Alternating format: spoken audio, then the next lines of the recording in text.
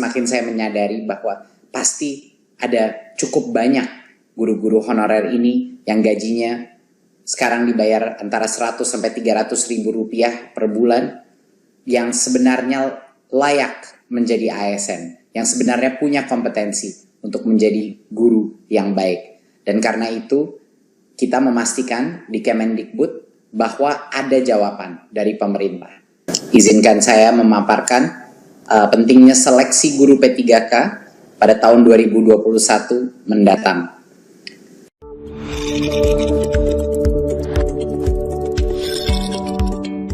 Saya sudah banyak berkeliling ke sekitar Indonesia, berbagai macam daerah, dan setiap kali saya menemui guru-guru honorer, ada banyak sekali dari mereka yang punya hati nurani, yang tulus untuk mengajar, dan punya berbagai macam inovasi dan motivasi untuk belajar.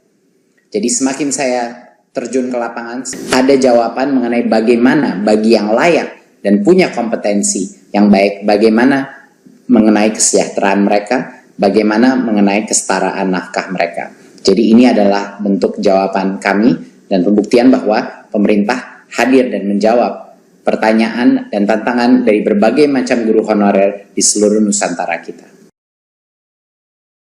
Seleksi P3K ini dibuka karena berdasarkan data pokok pendidikan Dapodik, Kemendikbud mengestimasi kebutuhan guru di sekolah negeri kita itu mencapai sekitar 1 juta guru. Ini di luar PNS yang saat ini mengajar. Jadi yang pertama adalah dari kebutuhan kita.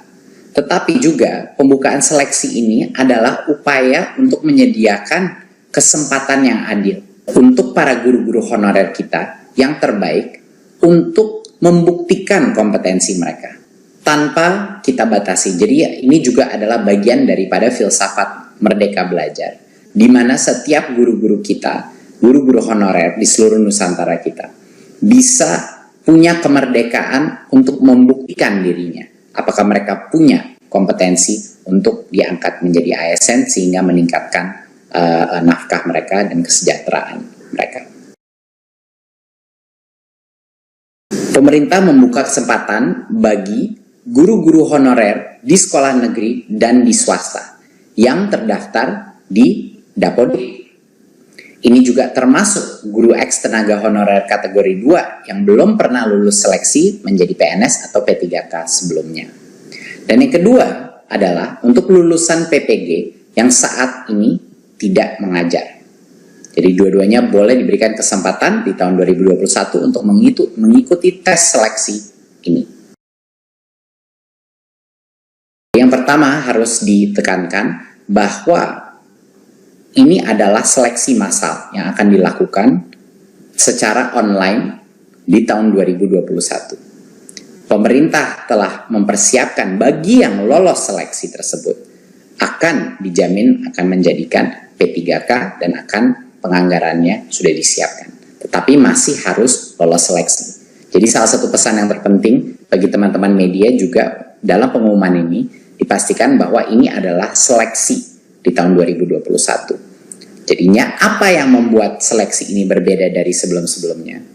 Dulu formasi guru P3K itu terbatas dan ada kuota-kuotanya, jadi banyak sekali guru-guru honorer kita harus menunggu dan mengantri untuk bisa membuktikannya.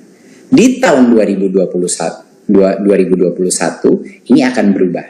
Semua guru honorer dan lulusan PPG bisa mendaftar dan mengikuti tes seleksi tersebut. Dan semua yang lulus seleksi akan dijamin menjadi guru P3K hingga batas sampai dengan 1 juta guru. Nah, berarti ini yang sangat penting. Walaupun kami sudah membuka formasi sebesar dengan 1 juta guru, yang akan menjadi P3K adalah yang lulus seleksi. Jadi kalau yang lulus seleksi cuma sebagian dari itu, itulah yang di tahun 2021 akan menjadi guru P3K. Nah, agar pemerintah bisa mencapai target ini, pemerintah pusat mengundang pemerintah daerah untuk mengajukan formasi sebanyak mungkin sesuai dengan kebutuhannya. Nah, ini sangat penting karena pada saat ini masih banyak sekali formasi yang kita dapatkan itu baru sekitar 200.000. Padahal kita mengetahui bahwa kebutuhan guru ASN kita jauh lebih besar dari itu, sampai dengan 1 juta.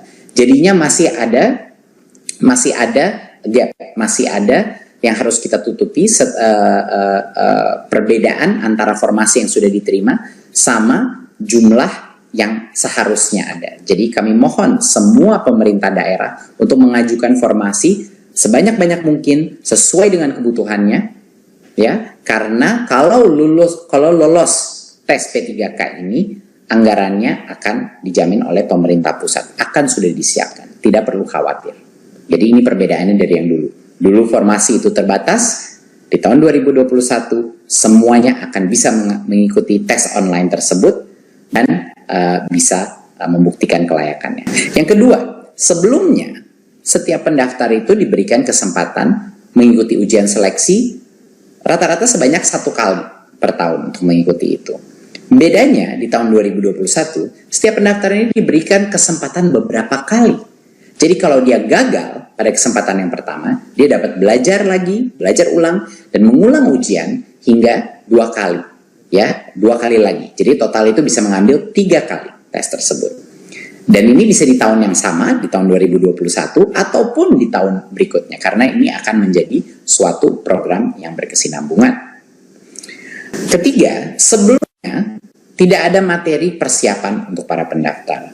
Kemendikbud ingin memastikan bahwa guru-guru honorer kita mendapatkan kesempatan yang adil, bahwa mereka bisa mendapatkan materi pembelajaran secara daring untuk semuanya, untuk membantu pendaftar mempersiapkan diri sebelum ujian seleksi.